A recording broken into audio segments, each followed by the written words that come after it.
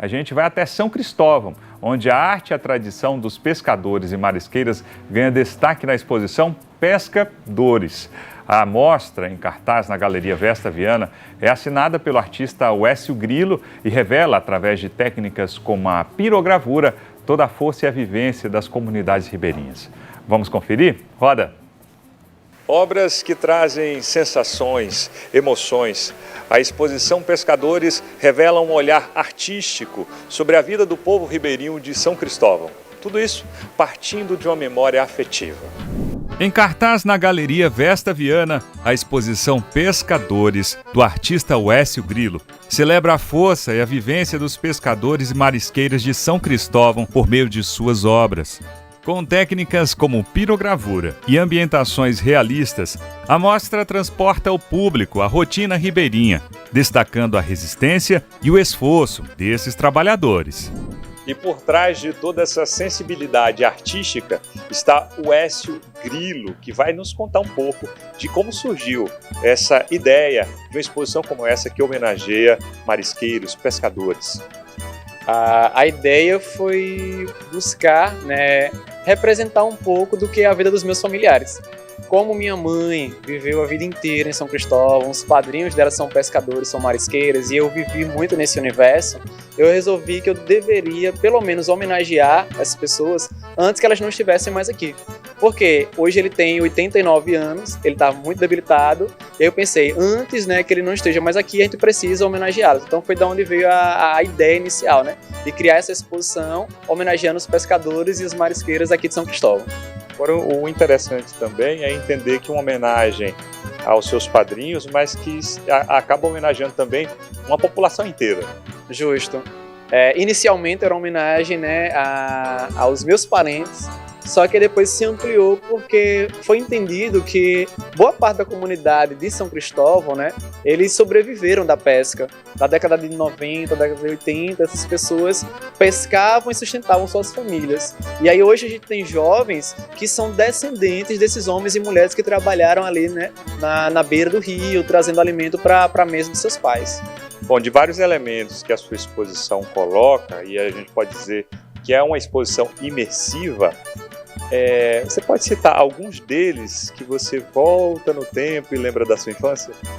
Com certeza. Tem um momento que é muito marcante, foi quando eu estive dentro de uma canoa pela primeira vez com um tio meu, eu nasci em Aracaju, fui criado em Aracaju, só os finais de semana que eu visitava meus parentes, e no momento que eu entrei na canoa e eu não sei nadar, aquilo ali pra mim foi algo assim marcante, porque eu disse, cara, e agora? Porque pra eles era comum, tá dentro da canoa, eles nadam, então era tranquilo, não, pode descer da canoa. E quando eu pulei da canoa, eu pensei, vou me afogar. Só que na verdade a gente já estava na borda, só que ao descer, a minha perna ela afundou na lama. Ali foi uma outra sensação que eu digo, cara, a areia tá me engolindo.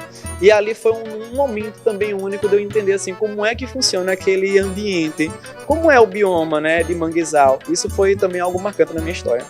Bacana, mas as suas obras também com pirogravuras são muito marcantes aqui na exposição. Fala um pouquinho sobre essa técnica, esse estilo artístico e como você procurou trazer essa memória afetiva para essas obras.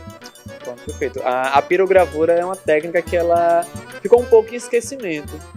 Até mesmo por conta da dificuldade, de você trabalhar com ela, que é você gravar na madeira a partir do fogo, E aí eu pensei, não, o que é melhor para poder representar se não esse trabalho da pirogravura, que ela vai gravar ali na madeira através do fogo, então algo que é dolorido também para quem está fazendo, porque esquenta e ali você tá com sua mão machucando, mas ao mesmo tempo você consegue trazer o belo nessas imagens que são simbólicas, Você vai ter a imagem de uma mulher que ela tá ali tratando o peixe, você tem a imagem de um pescador que tá jogando a tarrafa ali na canoa, você tem aquele grupo de trabalhadores que estão retirando o barco, então você recortar essas cenas do cotidiano, mas trazer isso através dessa técnica da pirogravura, que é uma técnica que ela é árdua, mas ela traz a leveza do que esse trabalho aí, desse pessoal da Ribeirinho.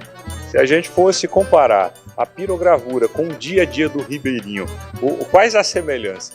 Tá muito nessa aspereza, nessa rigidez do trabalho árduo, de você estar ali, acordar cedo, entrar de madrugada ainda no rio, pegar aquela fresa, depois durante o dia você tem aquele sol a pino esquentando, você tá puxando a rede, cortando sua mão, você tá pisando nos cacos das ostras, cortando os pés. Então a pirogravura ela também ela exige muito isso, né, de você queimar a madeira, que não é algo fácil, e ao mesmo tempo a caneta, né, que está ali queimando a ponta dela, ela esquenta tanto que a sua mão também começa a queimar. Então, até você finalizar o trabalho da pirogravura, a sua mão ali ela já está também num grau que queimou bastante. Mas você suporta porque você quer ver o trabalho pronto. O mesmo vale para a comunidade ribeirinha.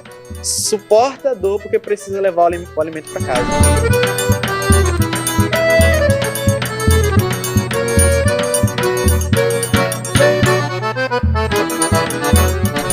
Quando a gente fala em exposição imersiva, a gente entende bem ao chegar nesse local onde tem lama, onde tem um barco, onde a gente pode entrar no barco. E eu queria que você falasse um pouco dessa ideia, Wessio. A proposta foi justamente essa, né? Que as pessoas pudessem imergir, nem que fosse um pouquinho nesse universo da comunidade ribeirinha. Então, você pisar na lama, você entrar na embarcação, você pegar o remo, tocar na rede, conseguir visualizar um pouco, né, dos cenários, do que essas pessoas convivem diariamente.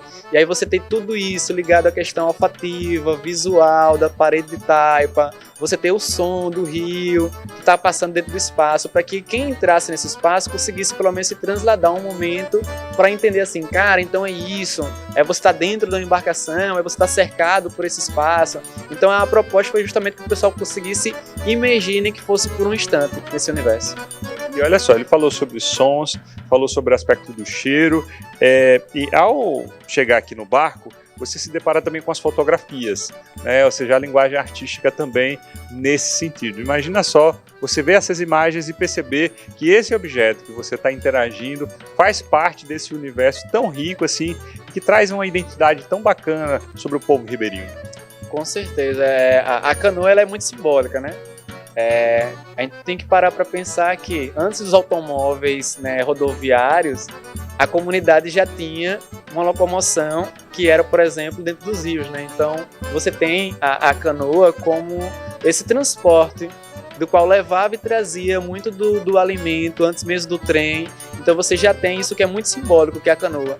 E aí junto a isso você trazer, né, essas imagens sobre as pessoas que entram nessa canoa, isso faz com que o pessoal consiga entender, nem que seja um pouco, não só da realidade, do que foram dos seus antepassados, né, dos avós, dos bisavós, mas até mesmo hoje, muitos jovens que vieram visitar a exposição se identificam porque também trabalham na pescaria. Então dizem, eu também pesco de rede, eu ajudo meu pai, eu ajudo a minha mãe. Então isso foi muito assim simbólico para conseguir, né, trazer um pouco também da realidade desse jovem da atualidade.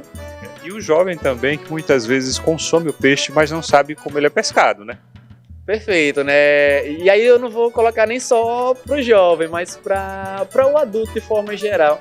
Porque hoje tudo é tão industrializado, é tudo tão mecânico que você vai ao supermercado, você compra o seu peixe, você compra o seu camarão. Semana Santa passou agora, né? Então isso é muito próximo da gente. Quantas pessoas correram até algum local para poder comprar um camarão, comprar um sururu, comprar um peixe. Mas de onde foi que veio? Né? Quem foi a pessoa responsável por trazer, né, esse alimento para nossa mesa? Quais foram as condições que essa pessoa teve para poder buscar esse alimento para chegar até nós? Então tudo isso são riquezas que muitas vezes a gente não se dá conta, mas que está ali permeando o nosso entorno, o nosso universo, mas por conta de um processo muito rápido, muito comercial, muito sistemático, a gente acaba não conseguindo entender a grandiosidade que é esse trabalho artesanal do pescador e da marisqueira.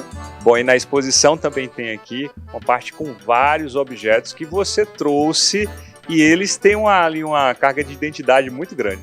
Justo, nós fomos buscar, né, com pessoas da minha família, da família da curadora da exposição, que também, né, ela tem no seu parentesco pescadores e marisqueiras, esses objetos. Então, objetos que muitos deles foram confeccionados de forma artesanal. Porque o trabalhador ribeirinho, né, ele não só tem a sua tarefa artesanal da pesca, como ele confecciona também, né, o seu material para poder trabalhar. Então ele vai confeccionar o arpão, ele vai confeccionar a rede ali na costura da rede, ele vai confeccionar a ratoeira para poder pegar o caranguejo, o aratu. Então tudo isso faz parte também desse universo da comunidade ribeirinha. O você produzir a sua ferramenta de trabalho. Então a gente trouxe um pouquinho dos materiais aqui para que também o pessoal possa entender essa riqueza de detalhes que é o trabalho artesanal da confecção do seu material de trabalho. Bom, e aproveitando desse ambiente super imersivo, vamos fazer o convite para as pessoas conhecerem e entrarem nesse universo tão rico de história. Com certeza, sintam-se todos convidados, né, convidados a vir visitar a exposição. Ela está aqui no Vesta Viana, do horário das 9 até as 17 horas, até o dia 30. Então, vocês não pagam para poder entrar, vocês podem vir trazer a família para poder participar um pouco dessa imersão, né, entender um pouco desse universo dos pescadores da marisqueira aqui de São Cristóvão.